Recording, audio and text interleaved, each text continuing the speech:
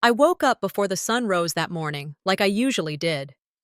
The ceiling fan spun slowly above me, rhythm steady as my breath. I stared at it, counting the seconds, not because I was tired, but because I was trying to delay the inevitable, walking into another day where my name wouldn't be spoken. Down the hall, I could already hear Espy talking loudly on the phone. Her voice carried that celebratory tone, light, excited, like everything in the world had finally aligned perfectly for her. I slipped out of bed and stepped quietly into the bathroom, brushing my teeth while the sound of curling irons and perfume spritzes filled the background. When I entered the kitchen, Mom was arranging pastries on a platter. Her face was tight, focused. "You're up early," she said without looking at me. "Yeah," I replied, hoping, no, daring she might remember. Anything. A card, a word, a smile. Instead, she glanced at the clock and muttered, "Aren't you going to be late to Espy's thing?" I nodded once. No use reminding her. It was the same every year, but this one stung deeper. 18 was supposed to mean something. You could vote, join the army, sign a lease. But in this house, it meant your birthday still didn't matter, unless your name was spelled ESPY. As I moved past the counter, my eyes caught the cake. It sat proudly on a white stand, covered in gold frosting swirls. Her name piped in elegant pink letters. "Congratulations, Espy. No room left for happy birthday, Selene." I didn't bother with breakfast. I grabbed my backpack and headed for the front door. "You good for dinner tonight?" Mom called out, finally turning toward me. "Sure," I said, not trusting my voice to do anything more. I closed the door gently behind me. Not a slam, never a slam. I didn't want the drama. I just wanted someone to notice I existed without needing to break something. The cold air outside was a relief. It stung my cheeks, pulled me fully awake. The bus was already approaching the corner. I ran to catch it, slid into the last row, and opened my phone, knowing full well there'd be no messages, no notifications, not even a happy birthday from the group chat my family used for dinner plans. In that moment, it wasn't the forgetting that hurt. It was how natural it felt, like this was just how things were supposed to be. Later that morning, sitting in third period English, I glanced down at my email during a lull. There was one from the financial aid office, subject line, "Follow up on loan co-signature." I frowned. I hadn't signed anything. At least I didn't remember doing so. During lunch, I went to the counselor's office and asked to use the landline. The financial aid rep confirmed it. Selene Doe, co-signer on a $32,000 loan for SB Knox. "But I started. "You signed with parental approval," the rep said calmly. "It's legal." I walked out of that office in a daze. Suddenly, a memory clicked into place. A few months ago, Dad handed me a packet of documents while he made dinner. "Just routine college paperwork," he'd said. "Sign here, pumpkin." I'd signed without reading. Trusted him. Because who reads legalese at 17? That night, I found Dad in the garage, fiddling with the grill. "Did I co-sign a loan for Espy?" I asked, my voice sharper than usual. He barely glanced at me. "You were 17. We needed the paperwork in. It's not like it's coming out of your pocket right now." "You didn't think to ask? Or explain?" "It's family, Selene. We help each other." I wanted to scream, but screaming only got you labeled the difficult daughter. So I stared at him, feeling something inside me calcify. Not anger, not even sadness, just confirmation. They didn't forget me. They just used me when I was useful. That evening, the dining room was full of laughter and clinking glasses. Espy's scholarship had come through, full ride, out of state, journalism major. Mom raised her wine glass. "To the daughter who always makes us proud." Everyone toasted. Except me. I stirred my mashed potatoes and forced a smile. Dad leaned over and gave my shoulder a weak pat. "We know you're good too." I nodded again, like a well-trained echo. The room carried on. Inside, I didn't feel angry. I felt invisible, and not in a metaphorical way, in a real, tangible way, like a ghost caught between drywall and drywall, screaming through insulation. That night, I lay awake, staring at the digital clock. 2:53 a.m. No messages, No missed calls. No, sorry we forgot. Not even a lame joke about age or voting. The lone signature resurfaced in my mind. The cake, the absence of candles, that stupid toast. I got up. The house was quiet. I moved like muscle memory. Backpack, charger, sweatshirt. I reached for my birth certificate but paused. Instead, I grabbed the small box from the attic. Photos of birthdays long ago. In every single one, I was either blurry in the background or cropped out entirely. They hadn't forgotten me. I'd just never taken up space. No note, no goodbye, no need to. I walked out as the clock flipped to 3:00 a.m. The hallway was silent as I closed the door behind me, just like every day before. The door clicked shut behind me with barely a whisper. I didn't flinch. I didn't pause. I just kept walking. The house stayed dark and still. No lights flicked on, no voices called out. I knew they wouldn't. That was the point. The sidewalk glistened with dew as I stepped into the cool hush of early morning. My breath curled in front of me, each exhale a little cloud that dissolved before it reached the street lamp. At 3:00 a.m., everything felt suspended, like the world was holding its breath and no one knew I was gone. I had one duffel bag slung over my shoulder. Inside, my ID, a wad of crumpled bills saved from weekend shifts, a half-used notebook, and the album I pulled from the attic. Nothing practical. Just proof that I was here, that I had existed. I stood on the curb for a moment, not to wait for a ride. There wasn't one. I just stared back at the house. It looked peaceful from the outside, like any middle-class home with beige siding and over-trimmed hedges. But I didn't feel peace looking at it. I felt erased. You don't slam a door when you know no one is listening. You leave quietly. That's how ghosts are made. Rowan met me out front of their dorm building, still half asleep, hoodie pulled up, coffee in hand. "You look like a fugitive," they joked, holding the door open.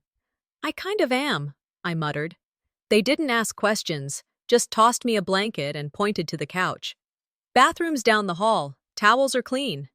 That morning, I checked my phone every hour. Nothing. No calls, no texts, not even a group message wondering where I was. I went to class, took notes, smiled politely at my professor, then clocked in at the drugstore for the closing shift like nothing had changed. But something had. Something big. A woman came in around 6:30, looking frazzled and juggling coupons. As I rang her up, she smiled. "You have such a calm energy. It's nice to see that in someone your age." I nodded, thanked her. But in my head, I thought, you don't know how long I've been practicing calm. It's what happens when reacting never changed anything. Back at Rowan's that night, we sat on opposite ends of the couch, watching reruns of a sitcom neither of us really liked. "You good?" they asked, not turning to look at me. "Yeah, just needed space," I replied, trying to keep my voice light. They didn't push, just passed me the popcorn and turned up the volume. Funny how even a semi-stranger could sense the shift in my mood, while the people I'd lived with my entire life couldn't be bothered to ask if I was okay. Later, alone in the quiet hum of the dorm's common room, I unzipped my bag and pulled out the album. Dusty, worn at the edges. I flipped through it slowly. SB in a ballet costume. SB in a graduation gown. SB at a 4th of July BBQ, holding sparklers. There were maybe 2 photos of me. In one, I'm seated at the corner of a picnic table, half my face cut off by the frame. The caption read, "Clarissa, Summer Cookout." Clarissa. A second cousin we saw once every few years. I blinked hard, then turned the page. SB's name was spelled perfectly. Always. The captions were affectionate, detailed. SB's first recital. SB's Sweet 16. I remembered once correcting Mom when she spelled my name with 2 L's instead of 1 on a birthday card. She'd waved me off, not unkindly. "Don't be dramatic. It's just a letter." But it wasn't just a letter. It was a pattern. It was a message. "You're forgettable." A quote I'd read once in an intro psych textbook came back to me. Neglect doesn't have to be loud to leave scars. I tore the mislabeled photo from the page, slipped it into my notebook. I'd keep it, not as proof of pain, but as a reminder to write my own name down, exactly the way it was meant to be written. 3 days passed. My phone remained a quiet rectangle of nothing. I stopped checking every hour, then every few hours. Eventually, I stopped entirely. At work, my manager clapped me on the back after a shift. "You've been sharp this week, laser-focused. Keep it up." I smiled. The irony wasn't lost on me. Leaving home made me a better employee. Go figure. That night, I opened a blank message to my mom, just to see what I'd say if I could. I typed, "I'm safe. Are you even looking?" I stared at the words, then deleted them. They didn't deserve my reach. If they wanted to know, they'd ask. They hadn't. Not once. I made myself a promise. I wouldn't be the one to break the silence. Not again. I'd set a boundary, not with shouting or ultimatums, just absence, stillness, a kind of defiance they wouldn't even notice until it was too late. I opened my notebook and scribbled down the first entry. "This silence is mine now." It felt like a declaration.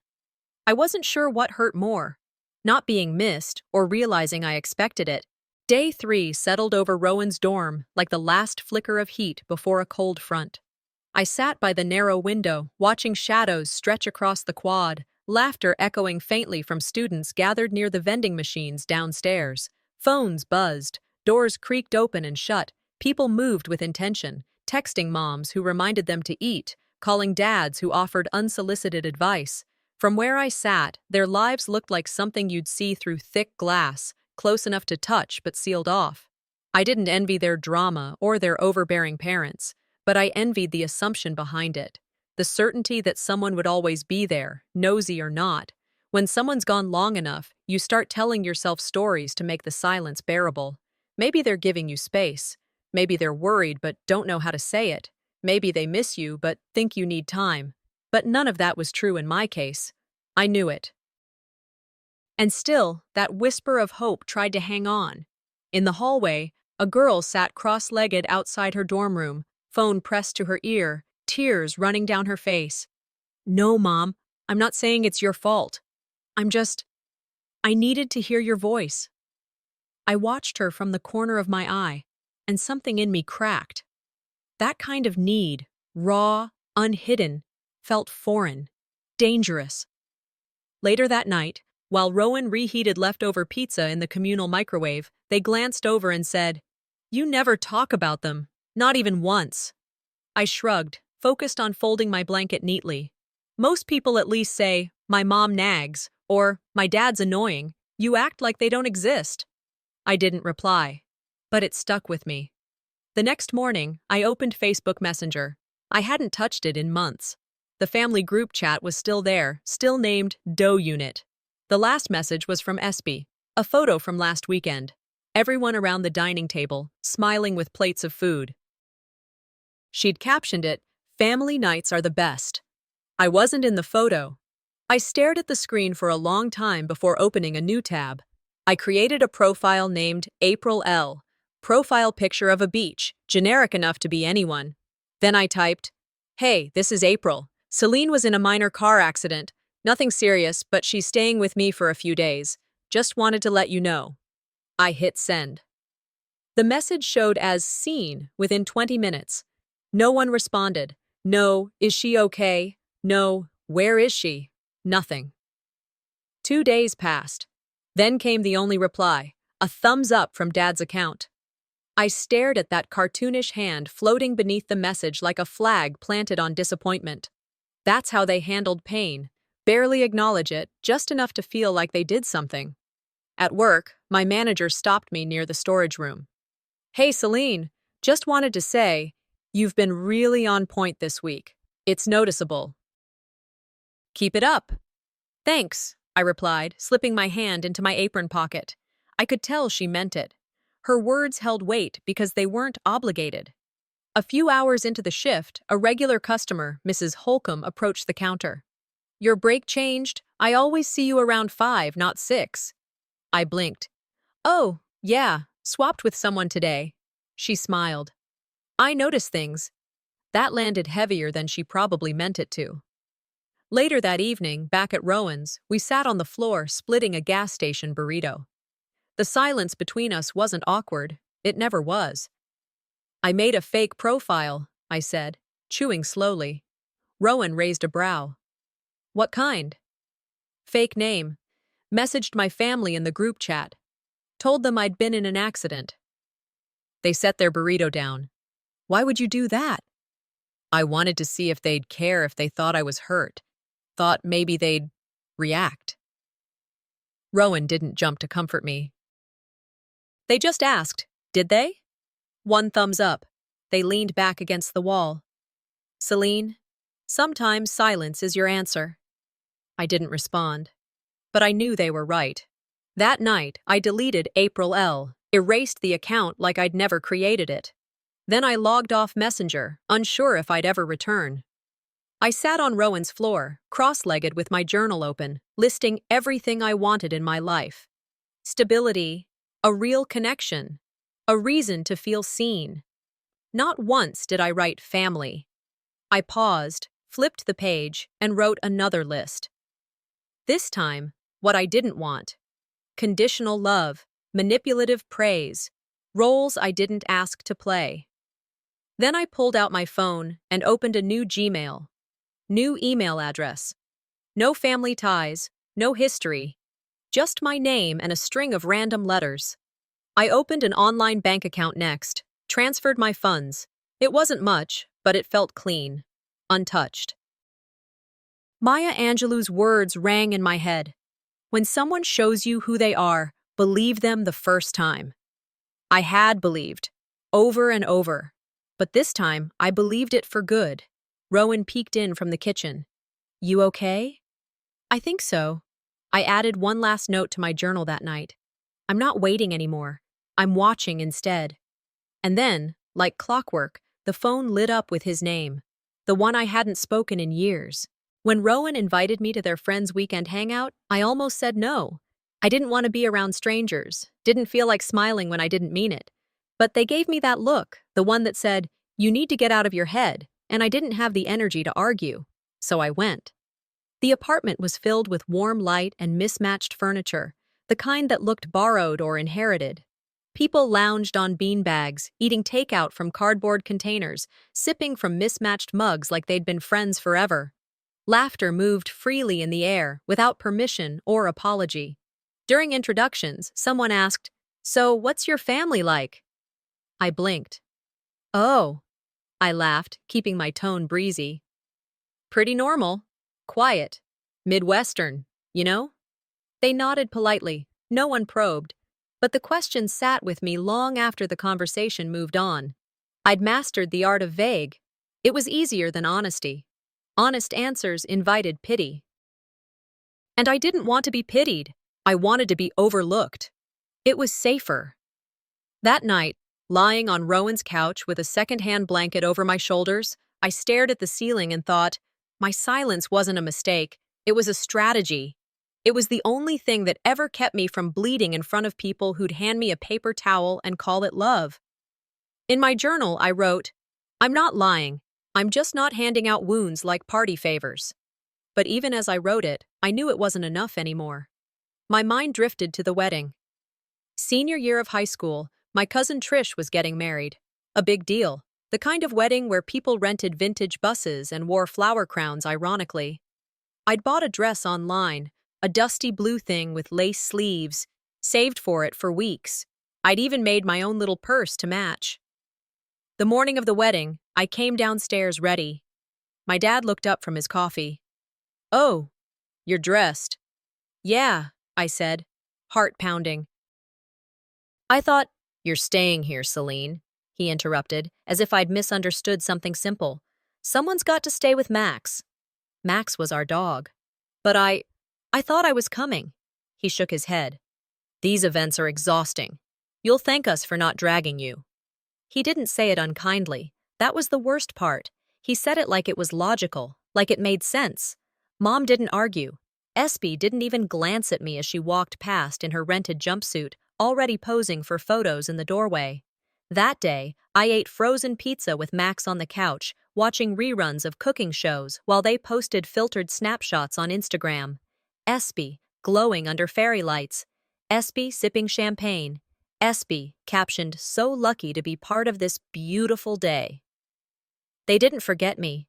They chose not to include me. That's different. That's worse.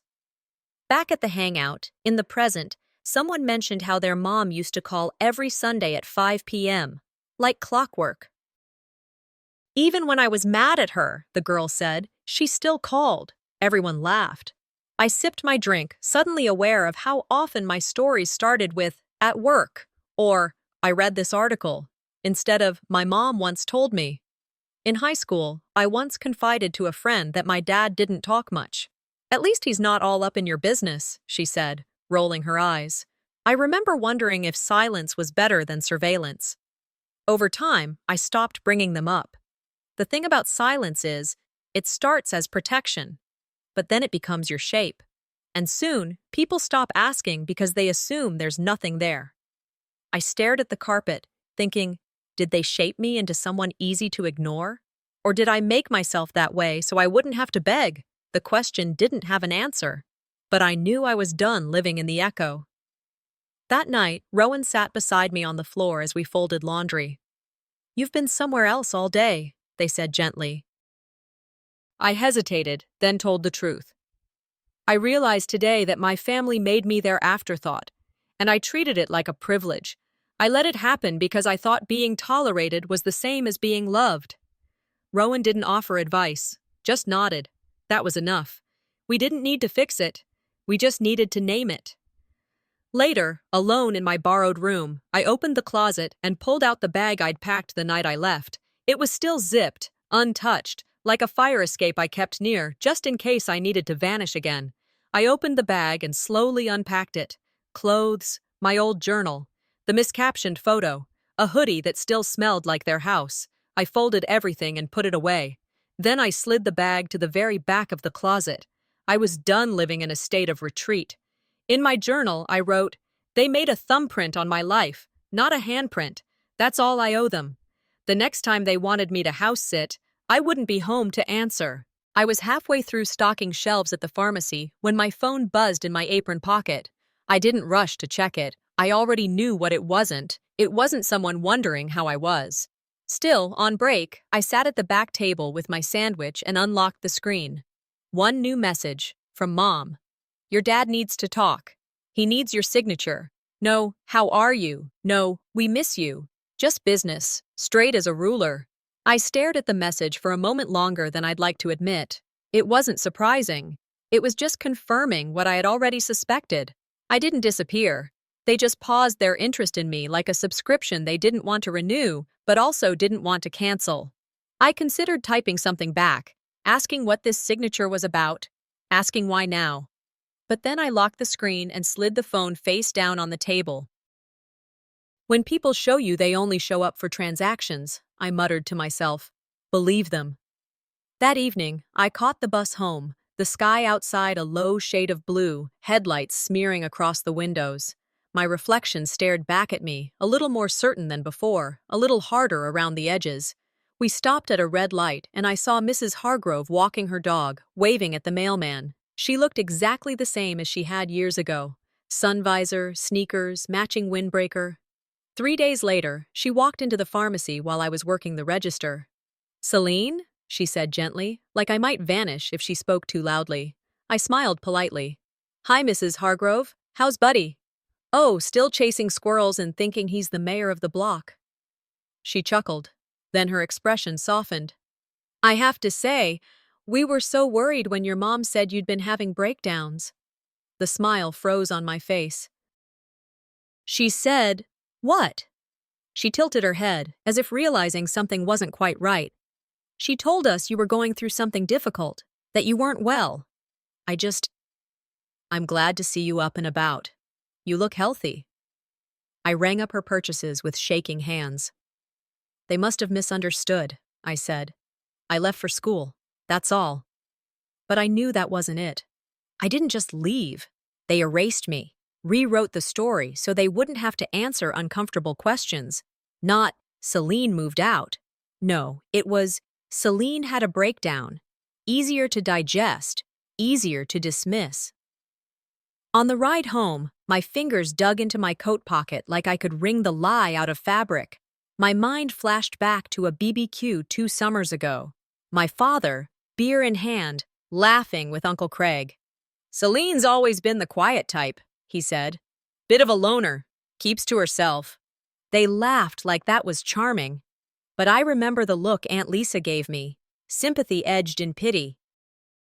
That label, loner, had never felt chosen. It was assigned like a character in a play I didn't audition for. Back on the bus, the city lights blurred past me in streaks. I stared at my reflection again, the glass catching the angles of my face differently now. The message kept looping in my head. Your dad needs your signature. Not, we miss you. Not, we've been trying to reach you. Just a line item they wanted checked off. They didn't lose me. They just postponed needing me. I thought about what it meant. Signature. For what? Financial? Legal? Property? And then it hit me. It wasn't about family. It was about ownership. Control. What they had. What they could get. If I was back in their narrative, it wasn't as a daughter. It was as a signature bearer. And the lie about my mental health? That was their safety net. If I refused to cooperate, they had a built-in excuse. She's unstable. A brilliant cover, sewn quietly into the seams of every conversation. I slammed the door behind me harder than usual that night. Not angry, just done. Rowan was on the couch, laptop open, earbuds in. They looked up, saw something in my face, and pulled one earbud out. What happened? I dropped my bag and sat beside them. I saw Mrs. Hargrove today. She said my mom told the neighbors I had a breakdown. Rowan blinked slowly. That's not what you told me. It's not what happened, I said. But it explains why no one asked questions. They had a neat little story to pass around. They sat with that for a minute. Then, that's not surprising. But it's still disgusting. I know. And the message? I showed them. Rowan read it silently, then handed the phone back. It's not just about them calling. It's what they say when they finally do. I nodded. They keep trying to shape me into the kind of daughter they can explain, and I'm tired of fitting that story. Then don't, they said. I didn't. I didn't reply. I didn't ask for details. I didn't offer reassurance. Instead, I opened my journal and wrote one sentence. A phone call doesn't mean they see me. It means they remember I exist. The next time they called, I was ready to let it ring. The message came just as I was tossing my keys on the counter and kicking off my shoes. I hadn't even put my bag down. My phone buzzed in my coat pocket, once, then twice. I pulled it out and saw it was from my dad. Call me. It's important. About Grandma's property. No greeting, no apology, not even a half-hearted, "How have you been?" I played the voicemail he'd left minutes before. His voice, the same unbothered tone he used when asking me to pick up milk from the store, except now he was talking about property. Mine, apparently. He sounded vague, but there was a current of urgency beneath his words. Something was up. That sudden shift in tone, it was familiar. I'd heard it before. That's how they operated. Indifference until there was something to gain. I stood in my kitchen, phone still in hand, thinking, suddenly I mattered, because suddenly they needed something. I didn't call back. Instead, I called Rowan. I got a message from my dad, I said. Everything okay? He wants to talk about Grandma's house. Rowan paused. You think it's about money? I think it's about whatever they believe I still owe them.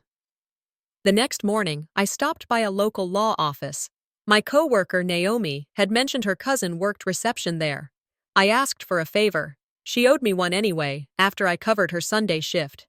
The attorney was polite but quick, flipping through records and confirming what I had hoped was still true. Yes, he said. Your grandmother named you the sole heir of the house. It's uncontested as of the last filing, no legal amendments. I nodded, already bracing for the but. But, he continued, tapping his keyboard, there's a recent notice filed by your father requesting review on the basis of non-communication with the heir. My breath slowed. They claimed I was unreachable. Correct. He states attempts to contact you were unsuccessful. They know exactly how to reach me, I muttered. He raised an eyebrow. You might want to consult legal counsel of your own. Back in the car, I didn't cry. I didn't scream. I just sat there, staring through the windshield, my fingers gripping the wheel tighter than necessary. It wasn't about the house. It was about control. And that signature they needed, it wasn't for connection. It was for clearance. That afternoon, I found myself remembering high school, senior year. I'd written a personal essay about grief. It was honest. Too honest, maybe. It came from watching my grandmother slowly decline, watching my family pretend not to notice, and me, sitting with her when no one else would. I had planned to submit it for a scholarship competition. I printed it out, left it on the kitchen counter while I got ready for work. By the time I came back, it was gone. 3 weeks later, SB announced she'd won the competition, full ride, journalism track. They loved my essay, she said, waving the letter like a trophy. It hit them right in the heart. I remember asking quietly, "Which essay?" She blinked. "You know, the one I showed you last month. The one I wrote." Mom had overheard and stepped in quickly. "It's fine, Selene. We're one family. A win for her is a win for you, too." That phrase echoed now in my head like a haunting. We're one family. Translation: you don't matter individually. You're part of the support beam. You hold others up. Just don't expect credit. I remembered visiting SB's dorm a year later. The essay was framed on her wall, her name on my story. I returned home and pulled out a folder from my desk. I started documenting everything: screenshots of the messages, voicemail transcripts, the will confirmation. I even recorded my own narrative of events and saved it in 3 separate drives. I sat at my desk and drafted an email to my father. "Dad, for all future communication, please direct requests to my legal representative. I will not be signing anything without full transparency and documentation. Regards, Selene." I stared at it for a long time, then hit send. I could have called. I could have played the dutiful daughter one last time. But this time, they didn't get a conversation. They got consequences. I felt something click into place, like a door closing behind me. It wasn't rage. It wasn't even hurt. It was clarity. I labeled a new file on my laptop. What they forgot, I remembered. Inside, I placed every piece of proof that I had been present, even when they acted like I wasn't. If they wanted something from me, they'd have to go through the daughter they chose to erase. The message came just as I'd set down my tea. I hadn't even taken the first sip when my phone buzzed. I didn't recognize the number right away. SB must have changed hers again or blocked me, then unblocked me just long enough to send what she wanted. The preview showed a photo. I opened it. The house looked different. The siding had been repainted a soft gray blue, the porch polished with new wood, flower beds freshly mulched. The photo was wide enough to capture the whole front lawn, the windows glowing like the house was smiling, like it had found peace. The caption read, "Home feels whole again." What stopped me wasn't the paint. It wasn't the porch. It was the family photo framed above the mantel. Newly printed. Everyone standing close. Mom and Dad, arms crossed proudly. SB in the center, smiling with her perfect teeth, holding a welcome home sign. I wasn't in it. I stared at that image for so long I forgot to blink. The message underneath read, "Just wanted you to see what we did with Grandma's place. Thought you'd like it." I let the phone slip from my hand to the couch and leaned back, eyes fixed on the ceiling. They didn't forget me. They replaced me. That was worse. They'd moved in, redecorated, reshaped the narrative. The house wasn't Grandma's anymore. It wasn't mine. It was their proof that they'd built something good, something worth photographing. And in order to do that, they had to erase the parts that didn't fit the frame. It was calculated. I didn't cry. My eyes burned, but nothing fell. I just stared upward like the ceiling might split open and give me a better explanation than the one already forming in my chest. They didn't reach out to apologize. They wanted to show me they'd won. The last time I'd invited someone into that house, it had ended with silence too. Jonah. We'd been dating for 6 months, serious enough that meeting my family felt like a step we were ready for. I remember cleaning the living room, setting out the nice dishes, begging Mom to make her famous lemon chicken. She agreed, but grudgingly. Is this really necessary? She asked. It's not like he's proposing. Jonah arrived with flowers. He smiled, extended his hand to my dad, complimented the food, asked polite questions. They responded with nods, half-hearted smiles. No effort. When he left that night, I walked him to his car. So? I asked. What do you think? He leaned against the driver door. Selene, I walked into a freezer. No warmth, no curiosity, nothing. I tried to defend them. They're just reserved. No, he said. They're indifferent. That's different. 2 weeks later, we broke up. You're too closed off, he told me. The words hit like bricks, but he wasn't wrong. My family had taught me that warmth had conditions, and if you didn't meet them, you didn't earn comfort. Now, years later, that conditioning was resurfacing, just wrapped in fresh paint and filtered photos. I picked up the phone again, reread the message. Still no acknowledgement. No, wish you were here. Just a statement, just a stake in the ground. We moved on without you. We're proud of it. I opened my journal and wrote, they didn't invite me back because they never wanted me there in the first place. Then I crossed it out. Too generous. I wrote again. They renovated the house, but it's the same people with the same walls between us. I remembered a quote from a speaker I once heard at a college event. Home isn't a place you're born into. It's a place you're welcomed into. I closed the journal mid-sentence. This wasn't a message. It was a warning. I stood, walked to my desk, and pulled out the legal file I'd been building. I found the folder marked Property Rights and opened it. Deed copies, email threads, screenshots. Then I made the call. Hi, this is Selene Doe. I need you to review the deed again. I want to make sure no signatures have been filed without my approval. The assistant transferred me quickly. My lawyer was blunt. No movement yet, but I'll flag it. Why? They're trying to make a statement, I said. I'm going to make one back. After hanging up, I drafted a text to Espy. I see what you did. Just remember, I still own half that house. I stared at the message, then deleted it. She didn't deserve a reaction. Instead, I printed the photo and pinned it to the corkboard above my desk. Not as decoration, as evidence, as motivation. I labeled the space around it with sticky notes, legal terms, names, quotes, a quiet war map. Then I pulled out a new folder and labeled it Contingency. Inside, I slid the first page, a timeline of every interaction since the will was read. And this time, I wasn't walking away quietly. They may have renovated the house, but I'm about to tear down the story they built around it. It started with a notification. I was making tea, scrolling through my phone absent-mindedly when a Facebook tag popped up from an old classmate I hadn't spoken to in years. It was a memory, one of those auto-generated look back at this day posts. The video was from a family dinner. My family. I tapped on it. It played automatically, volume low.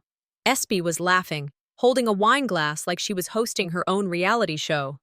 My mother was seated beside her, nodding in that performative way she did when guests were present.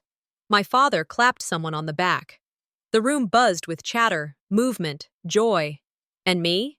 I was in the corner, stacking dishes, half cut off by the frame. No one looked at me. No one spoke to me. I moved like furniture.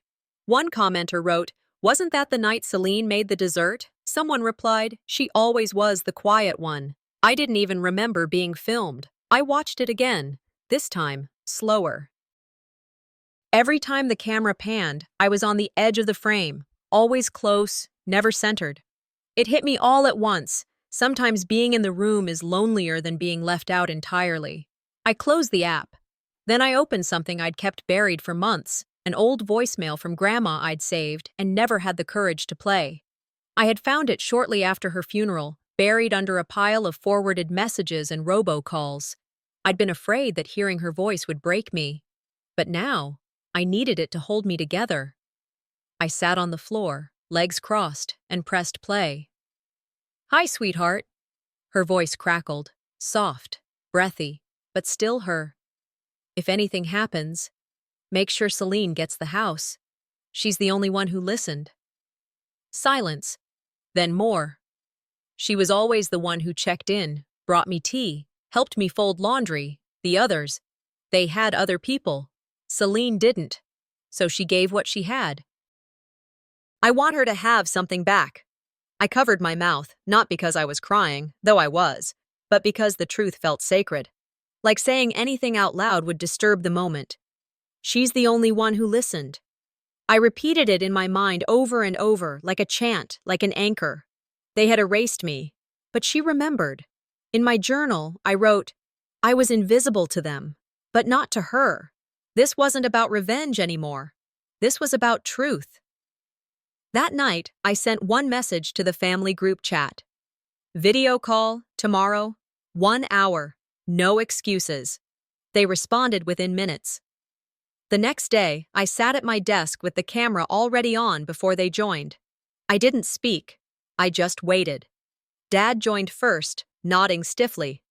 Mom followed, her background too neat, too curated. Espy appeared last, sipping something from a mug and adjusting the camera like she was preparing for a TED Talk. We were hoping we could all talk, like a family, Dad began. I held up one finger. Then clicked play. Grandma's voice filled the space. If anything happens, make sure Selene gets the house. They didn't speak, not one word. She's the only one who listened. When the recording ended, I let the silence sit. Then Espy broke it. That wasn't meant to be shared, she said, eyes darting sideways. I stared at her. That's the difference. She gave, You took. Dad opened his mouth. I raised a hand. No, not this time. They all looked smaller than I remembered. I've already filed to secure the deed, I said evenly. It won't be yours. Dad's expression darkened. We can contest. You can try, I interrupted. But the law's on my side. You taught me to be quiet. I learned how to be smart instead. Mom finally spoke. Selene, you're being unreasonable. I stood up, stared directly into the lens. You built a story where I never existed. This is the rewrite. Then I ended the call. Just like that. No goodbyes. No dramatic exits. I sat back down, breathing slowly, the silence afterward surprisingly clean. Later, I wrote in my journal, being seen by one person who mattered outweighs being erased by 100 who didn't. They had edited me out of their story, so I wrote a new ending. The silence after the call was almost theatrical. No follow-ups, no texts, no second wave of guilt-coated words, just silence. Not the type that mends. The type that waits, like a held breath before the next strike. I stayed up that night, not because I was anxious, but because I was alert. Every hour, I checked my email, not because I feared their retaliation, because I expected it. I had challenged the structure they were comfortable in, the hierarchy where Espy shone, and I stood in shadow. Now that the light had shifted, I knew they'd try to dim it again. By morning, the adrenaline had dulled, but not disappeared. I moved through the day like someone wearing body armor, aware of the potential for impact but not shaken by it. They didn't fight back immediately because they were stunned, not because they were finished. That evening, the certified envelope arrived. I recognized the family lawyer's logo printed in navy at the top left. My full name typed cleanly across the center, like a headline on an obituary. Inside, 5 pages stapled neatly together. Notice of intent to dispute. Will it listed all the reasons I was unfit to inherit Grandma's house. Prolonged estrangement. Emotional instability. Absence from family milestones. They didn't even try to sugarcoat it. I let out a breath I hadn't realized I was holding, then set the papers on the table. My hands didn't shake because I was afraid. They shook because of how brazen it was. They weren't just trying to take the house. They were trying to erase the evidence that I ever had a legitimate claim to it. To me. When they can't win the truth, they try to rewrite it, I murmured. I didn't cry. I didn't pace. I highlighted. Every sentence that twisted reality went yellow. Every false claim, pink. Every omission of context, green. Once finished, I opened the drawer where I kept my contingency folder. Rowan helped me compile it. Voice recordings, date-stamped emails, screenshots of messages, the voicemail from Grandma, and a letter of character from my landlord. I scanned each document and attached them to an email. Subject line: family dispute, verified evidence. I sent it to my lawyer. 10 minutes later, he called. "They have no case," he said simply. "You're fine. We'll handle this. Let them flail." Relief didn't wash over me like a wave. It settled slowly, like dust in a room that had just been rearranged. "This didn't have to be war," I told him. "No," he agreed. "But they chose the battlefield." After the call, I sat still for a long time. It wasn't about the house anymore. They were never trying to keep the house. They were trying to keep me in check. The house was just the lever, and I had removed my weight from it. That night, I opened my journal and wrote, "They saw my silence as weakness. I built a fortress with it." Then I did something I hadn't done before. I updated my will. I named Grandma's favorite charity as a beneficiary. Her memory wouldn't die in courtrooms or group chats. It would live on in grants, in care packages, in futures shaped by kindness. After that, I opened the voicemail app on my phone. I deleted every, "Hey, it's Dad, call me when you can" message. Every, "We're all wondering where you are" that came 3 years too late. Then I opened the bottom drawer of my dresser. I pulled out the box labeled family stuff, the one filled with old photos, inherited earrings, a letter Mom once wrote to a neighbor about how Selene's shy but brilliant. I picked through it carefully. Some things I kept, mostly items tied to Grandma. The rest I let go. Jewelry went to the donation bin, cards into the shredder, the family portrait with me cropped out, burned, not as a gesture, as a release. Later, I stood in front of the mirror, not adjusting makeup, not practicing lines. Just looking. "I'm not the version they remember," I whispered. "I'm the version I made." And I believed it. If they wanted a war, they should have come armed with the truth. The receptionist at the nonprofit looked up as I stepped inside, clutching the folder with both hands like it might vanish if I let go. She smiled, polite but unsure, the way people do when they're not sure why you're there, but they want to be kind anyway. "I have a meeting with Ms. Lin," I said. "Ah, of course. One moment." A few minutes later, Miss Lin emerged from a glass-walled office. Her expression was curious, warm. She greeted me with a firm handshake, motioned me to sit. "I understand you wanted to speak privately about a donation?" she asked. "Yes." I laid the folder on the table and opened it slowly. Inside was the deed to the house. This property belonged to my grandmother.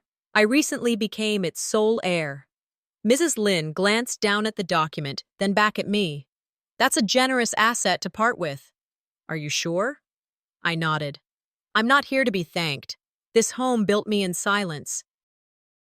Maybe now it can build someone else in love." She leaned back, visibly moved. "We'd be honored to put your name on our donor wall." "No, thank you," I said gently. "I don't want a nameplate. I want peace." We completed the paperwork without ceremony. No cameras, no press, just ink and breath and release. I left lighter than I'd been in years. 3 days later, SB sent a text. "I heard what you did. That was cruel." I stared at the screen for a full minute, then replied, "I gave it to people who never asked me to disappear." She didn't respond. The following morning, my phone rang with Dad's name. I watched it vibrate once, twice. Then I blocked the number. My lawyer called later that afternoon. "They've withdrawn the claim," he said. "No further action." "Because they no longer have standing?" "Exactly." "Good." I didn't celebrate. There was no music, no toast, just me, sitting on my small couch, the air quiet around me. In my journal, I wrote, "Letting go isn't weakness. Sometimes it's the loudest way to walk away." That night, I imagined them sitting around the table, the 3 of them, trying to explain to each other how I could do this. I imagined them flipping between blame and disbelief, maybe even regret. I imagined the conversations I wished had happened when I was 13, 17, 22. None of them ever did. The ache that settled in wasn't anger. It was mourning. For the version of family I had invented just to survive the one I had. They never saw me, I wrote. They only missed what I could do for them. I pulled Grandma's letter from the drawer and read it again. Her words still steady, still fierce. Make sure Selene gets the house. She's the only one who listened. I kissed the corner of the paper, folded it gently, and placed it inside a fireproof safety box. Armor. A week later, I moved into a new apartment. 1 bedroom. Sunlight filtered through slanted blinds in the morning, soft and quiet. Everything in the space was chosen by me. No hand-me-downs, no hidden obligations in the cushions or picture frames. Just things that asked nothing from me. I met my neighbors, helped Mrs. Carver upstairs with her groceries. She smiled and asked, "Do you live alone, dear?" I thought about it. "No," I said. "I live with peace now." At the orphanage, I started volunteering twice a week, teaching teenagers how to make simple resumes, how to set up email, how to build something that could carry them forward. One girl, 15 and bright, asked, "You ever have a family?" I smiled, still figuring that out. That night, walking home, I passed the park where I used to sit with Grandma. Leaves rustled overhead, and for the first time in a long time, I didn't feel haunted. I felt held. In my journal, I wrote, "They lost a daughter they never tried to keep. I found the version of me they never got to meet." They lost a house. I found a home. The text came late in the evening, just as I was setting down a cup of chamomile tea. I hadn't been expecting anything, not a message, not an apology, not even a lazy poke from Espy. But there it was, lighting up my screen with familiar tension. "We need you to speak on Espy's behalf. Please." It was from my father. The message was brief, but desperate. I read it twice, then once more, slower, just to be sure I hadn't misunderstood the audacity. Apparently, there was a legal dispute involving the nonprofit foundation Espy now worked for. Something about misallocated funds, accusations of fraud, questions surrounding public donations and transparency. They were scrambling for character witnesses. The message ended with a line that might have made me laugh if it wasn't so damn familiar. "You know her. She's your sister." I stared at the words not with indecision, but with clarity. Crystal clear understanding that they still saw me as the bandage for wounds they never stopped slicing open. They didn't want me. They wanted my silence to protect them again. My name, my clean record, my distance that could now be framed as noble detachment instead of abandonment. I didn't reply. I didn't even mark it read. A week passed. Rowan and I were organizing supply bins at the community center when they asked, "Everything okay?" I held up the phone. "They want me to speak for Espy, legal mess." Rowan winced. "Let me guess. They said it's your duty as a sister?" I nodded. Later that evening, another message arrived, this time longer, rambling. Dad referencing memories that never actually happened, like the time Espy helped you write that paper freshman year, or how Mom always made your favorite casserole after finals. None of it was real. Manufactured nostalgia in hopes I'd confuse their lies for shared history. In my journal that night, I wrote, "You can't pull me into a story you erased me from." Then I added, "I'm not cruel. I'm just no longer available to be used." A few days later, I heard from Rowan. Word had spread. The investigation was expanding. Public attention was catching on. I wasn't gloating. I wasn't even relieved. I was distant, watching it unfold like weather on a forecast.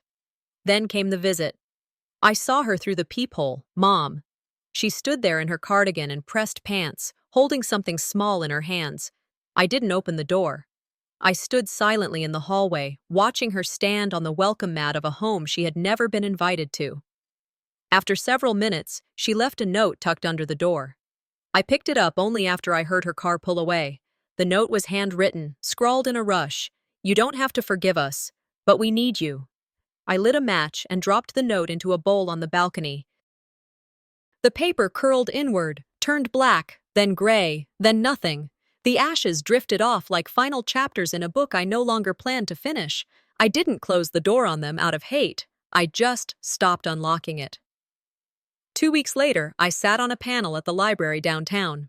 The topic? adult children navigating toxic family estrangement. I wasn't sure I'd say yes when they asked, but I did, and I showed up. The room was filled with folding chairs, most occupied by people older than me, younger than me, people who had spent decades shrinking themselves just to keep the peace. When it was my turn, I took the mic with steady hands. "You don't owe anyone your healing," I said into the microphone, "especially not the ones who wounded you." Some heads nodded, others teared up. I spent a long time waiting for someone to notice I was hurting. But I've learned you can't expect people to notice silence, not when they benefit from it. Afterward, a woman approached me in the hallway. "My daughter stopped speaking to me 3 years ago," she whispered. "I always blamed her, but hearing you, maybe I should have listened better." I didn't offer her absolution, just a nod. Sometimes, that was enough. Outside, Rowan waited near the steps. "You looked free up there," they said. "I felt it," I replied. That night, I opened my journal and wrote, "I am no longer their silence. I am my own voice." And for the first time, they would have to live with their own echo. The package arrived on a Monday, thin, unassuming, its corners worn soft from travel. I almost didn't notice the return label, Grandma's old friend Marjorie. The handwriting on the envelope was careful, deliberate. Inside was a single letter and a photo folded neatly inside a linen handkerchief. The paper smelled faintly of lavender and ink. The postmark said it had been mailed 3 months ago. If you're reading this, I know they made you feel like you don't exist. But you do. I saw you. I always saw you. I didn't make it to the end of the page before the tears came, silent and heavy, not from sadness but from recognition. I'd fought so long to prove I wasn't invisible that I forgot someone had already seen me without needing proof. The photo showed me and Grandma sitting at her kitchen table, mid-laugh, unposed, genuine. I framed it that night, my first and only family portrait where I wasn't edited out.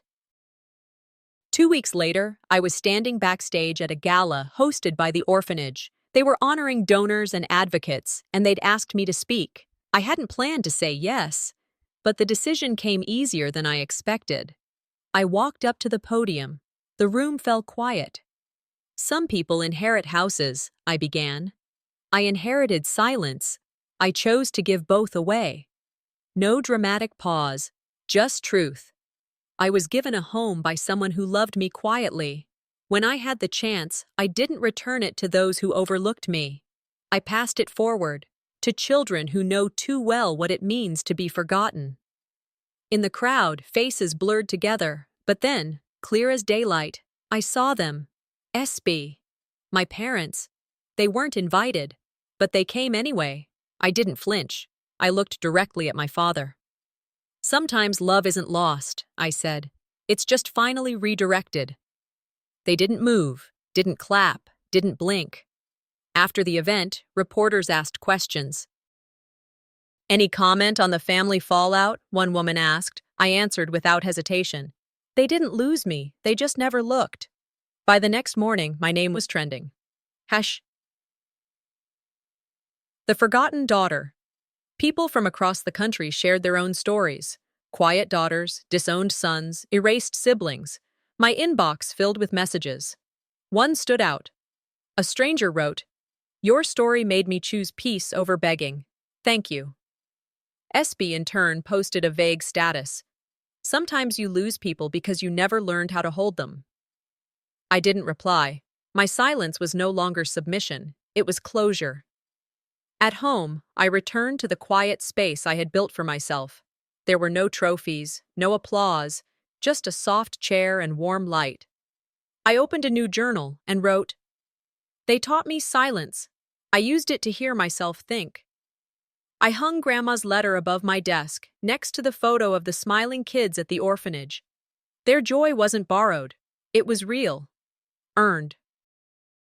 I reflected. They wanted an obedient daughter. I became a free woman instead.